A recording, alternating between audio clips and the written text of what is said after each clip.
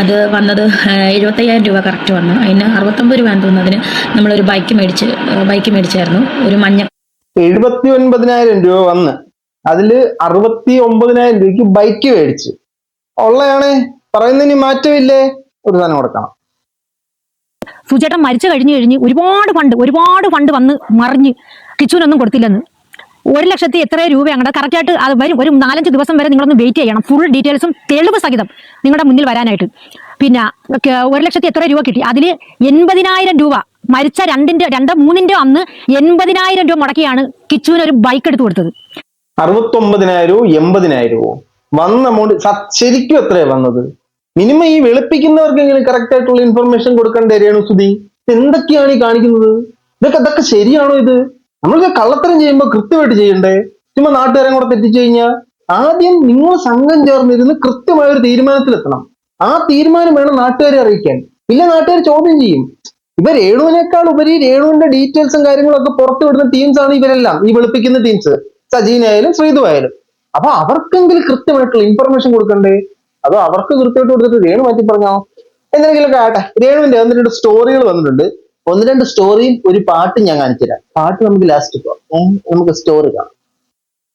ശല്യം ചെയ്യാൻ വേണ്ടി വന്നതാണ്, വേറൊന്നുമില്ല. ഒരു കാര്യം കൂടെ പറയട്ടെ.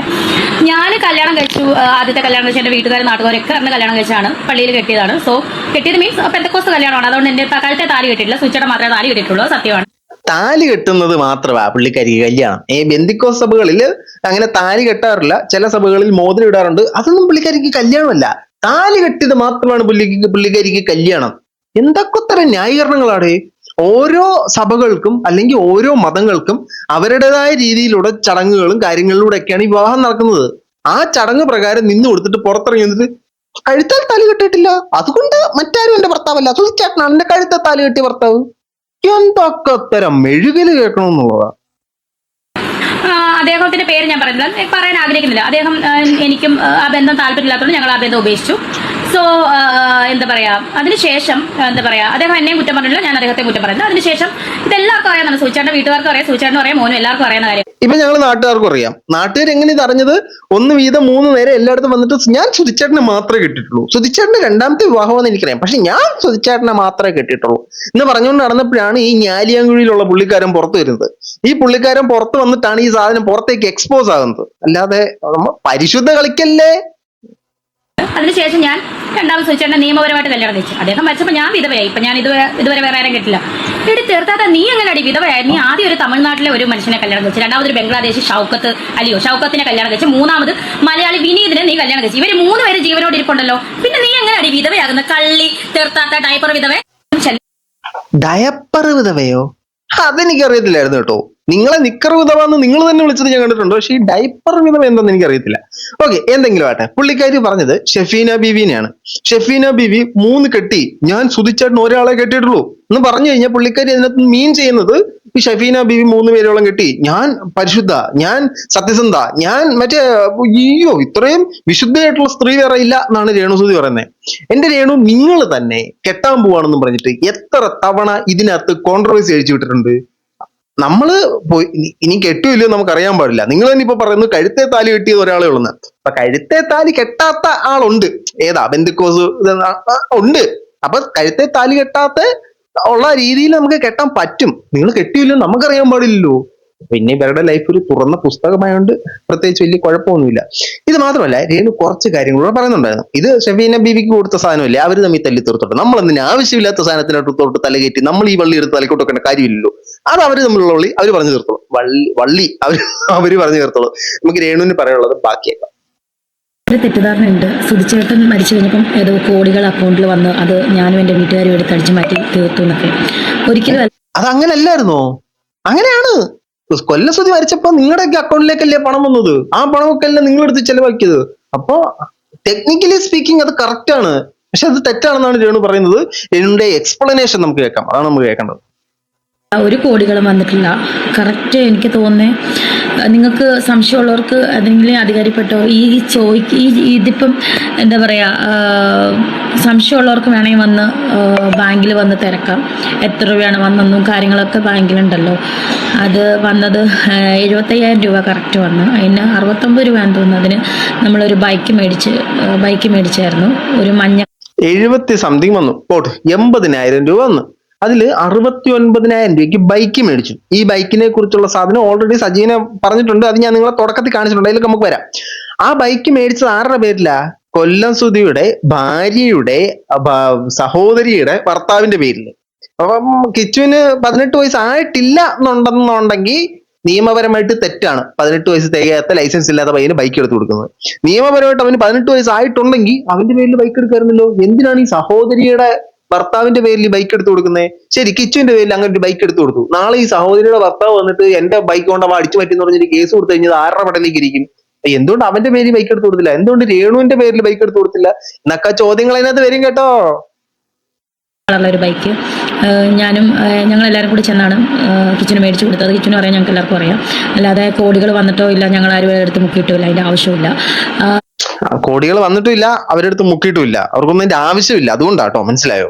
അവരുടെ ഇഷ്ടം പോലെ പൈസ ഉണ്ട്, അവർക്ക് ഇങ്ങനെ മുക്കേണ്ട കാര്യമൊന്നുമില്ല. പക്ഷെ അയ്യേ, പിന്നെന്താണ് എന്താ പറയേണ്ടത്?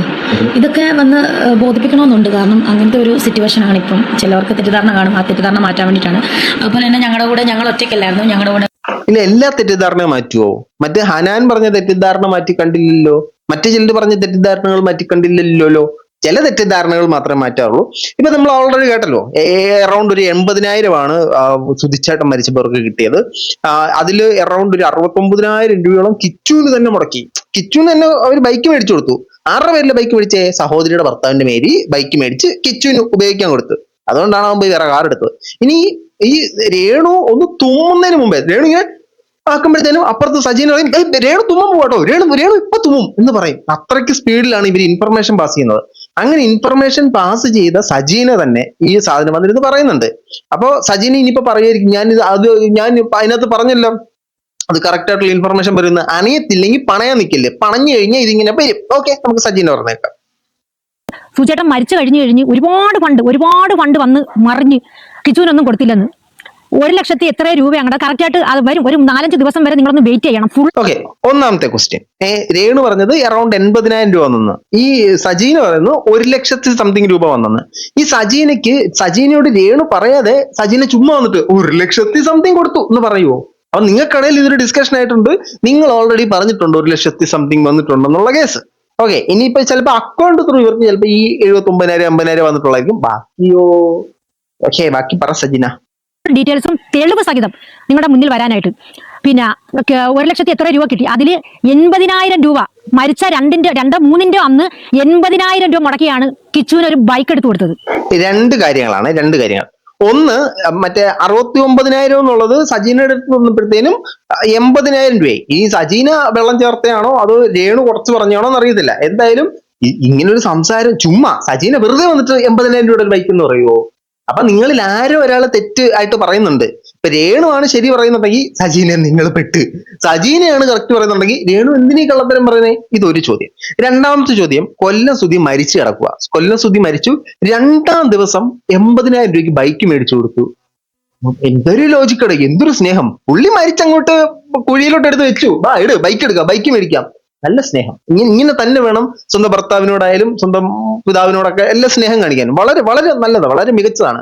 അവരുടെ ബാക്കി ചെലവുകളൊന്നുമല്ല പ്രശ്നം, മുമ്പോട്ടുള്ള പഠനമോ ഒന്നുമല്ല പ്രശ്നം. 80,000 രൂപയ്ക്ക് അപ്പൊ തന്നെ ബൈക്ക് എടുക്കണം. അച്ഛൻ മരിച്ചു, പൈസ കിട്ടി, ബൈക്ക് എടുക്കണം.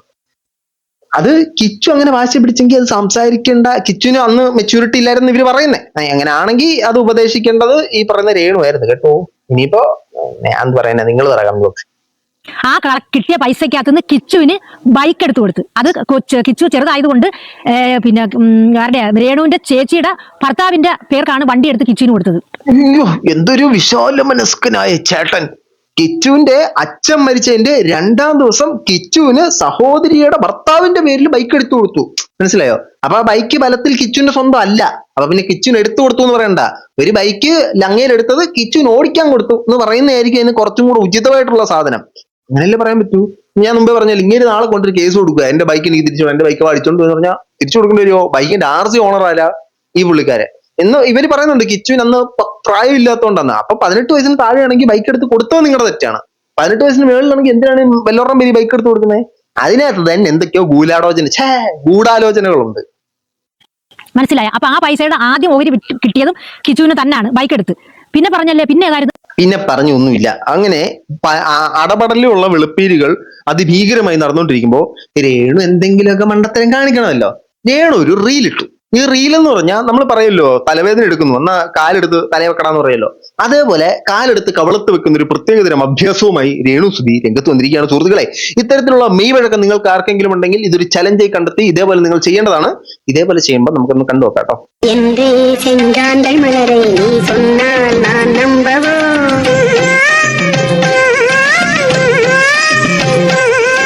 காலின்றே செவ்வாழை இணைகளை நீ சொன்னால் நான் நம்பிவிடவோ மை கொஞ்சம் സിറ്റുവേഷണൽ സോങ് ആണോ? ജനങ്ങൾ പറയാൻ ആഗ്രഹിച്ചതിനെ പാട്ടാക്കി തന്നല്ലോ രേണു സുധി. ബാക്കി പാടെ കേക്കട്ടെ. பொய் கொஞ்சம் கண்ணுக்குள் நீ கொண்டு வருவாய் காலத்தில் കൊള്ളാടോ, നല്ല മെയ്വഴക്കാണ്. കാലെടുത്ത് തോളത്തൊക്കെ വെക്കുന്നുണ്ട്. ഇതല്ലടാ എന്റെ പ്രശ്നം, ഇതല്ല എന്റെ പ്രശ്നം. ഇതിനകത്ത് രേണു സുധി സ്ഥിരം എഴുതുന്നത് വെക്കുന്ന പോലെ എന്തൊരു ഒരു പുല്ല് എഴുതി വെച്ചിട്ടുണ്ട്. ഞാൻ വായിക്കാം. താമരശ്ശേരി എന്നല്ലേ ഞാൻ തെറ്റിച്ച് വെച്ചത്. താമരശ്ശേരിയിൽ വന്നതാ, ഷൂട്ടാണ്. കോഫി KKU, കോഫിക്കു ആയിരിക്കും. കോഫിക്ക് പകരം നിങ്ങൾ എവിടെ ശരിക്കും? നിങ്ങൾ ശരിക്കും അക്ഷരാഭ്യാസം ഉണ്ടോ? നിങ്ങൾ ശരിക്കും പള്ളിക്കൂടത്തിൽ പോയിട്ടുണ്ടോ? ജ്യൂസിന്റെ സ്പെല്ലിംഗ് ഉണ്ടോ? JUSC കിട്ടി മോണി. JUSC നിങ്ങളെ പഠിപ്പിച്ചു തരാ. നിങ്ങൾ ഏത് സ്കൂളിലാണ് നിങ്ങൾ പഠിച്ചേ? നിങ്ങൾ ഏതാണ്ട് ഏവിയേഷനോ എയർ ഹോസ്റ്റസോ അക്കൗണ്ടിങ്ങോ ഈ ലോകത്തുള്ള സകലമായ പഠിപ്പും പഠിച്ചെന്ന് പറയുന്നുണ്ടല്ലോ. നിങ്ങൾ എന്തിനാ ഇത്ര കഷ്ടപ്പെട്ട് ഇതിങ്ങനെ എഴുതി തെറ്റിക്കുന്നേ? ഇത് സ്പെല്ലിങ്. രേണുവിന് ഞാനൊരു ഉപദേശം തരാം. രേണു ഗൂഗിൾ ട്രാൻസ്ലേറ്റർ എന്ന് പറഞ്ഞ സാധനം ഡൗൺലോഡ് ചെയ്യാൻ കിട്ടും. അത് ഡൗൺലോഡ് ചെയ്ത് അതിനകത്തോട്ട് പറഞ്ഞാൽ മതി രാവിലെ കാപ്പിക്ക് പകരം ജ്യൂസ് കിട്ടി. അതിങ്ങനെ ടൈപ്പ് ചെയ്ത് തരും. അത് കോപ്പി പേസ്റ്റ് ചെയ്താൽ മതി. നിങ്ങൾ എന്തിനാണ്, നിങ്ങൾക്ക് വിവരവോ ബോധവോ ഇല്ല, അക്ഷരാഭ്യാസം കൂടി ഇല്ലെന്ന് ഈ നാട്ടുകാരെ മൊത്തം അറിയിക്കുന്നത്. സ്പെല്ലിംഗ് മിസ്റ്റേക്ക് ഇല്ലാതെ ഇവരൊരു സെന്റൻസ് എഴുതുന്ന കണ്ടിട്ട് എനിക്കൊന്ന് നിർവൃതി അടയെന്ന് വെച്ചാൽ അതിനും സമ്മതിക്കില്ല. നിങ്ങളെ പഠിപ്പിച്ച അധ്യാപകരുണ്ടല്ലോ, അവരെ അപമാനിക്കൊണ്ട് തൂങ്ങിച്ചെത്തിട്ടുണ്ടോ? എന്തിന്റെയെങ്കിലും സ്പെല്ലിംഗ് കറക്റ്റ് ആക്കുന്നുണ്ടോ? ശരിക്കും നിങ്ങൾ പഠിച്ച് ജയിച്ചായിരുന്നു? ഇവിടെ ജ്യൂസിന്റെ സ്പെല്ലിംഗ് പിള്ളേര് പറയൂല്ലോ. പിള്ളേര് ഇവരുടെ സ്റ്റാറ്റസ് എടുത്ത് നോക്കിക്കഴിഞ്ഞാൽ ഏതെടുത്താലും സ്പെല്ലിംഗ് തെറ്റ്, എല്ലാത്തിനും സ്പെല്ലിംഗ് മിസ്റ്റേക്ക്. ആണിയത്തില്ലെങ്കിൽ എഴുതാൻ നിൽക്കില്ലേ? ഇത് എഴുതി ചുമ്മാ നിങ്ങൾക്ക് ബോധമില്ലെന്നുള്ളത് നമ്മളെ കൂടെ മനസ്സിലാക്കാനായിട്ട് ഓരോ മണ്ടത്തരമായിട്ട് വന്നോളൂ. കൊള്ളാം. ഏതായാലും ജ്യൂസിന്റെ സ്പെല്ലിംഗ് 50 തവണ കമ്പോസിഷൻ എഴുതി പഠിച്ചിട്ട് അടുത്ത പ്രാവശ്യം കറക്റ്റ് കേട്ടോ. തെറ്റുന്നൊരു തെറ്റല്ല, പക്ഷെ എല്ലാം തെറ്റുന്നൊരു തെറ്റാട്ടോ. നിങ്ങളുടെ അഭിപ്രായം തീർച്ചയായിട്ടും ന്യൂസിൽ കമന്റുകൾ രേഖപ്പെടുത്തുന്നത് കേട്ടാണ്.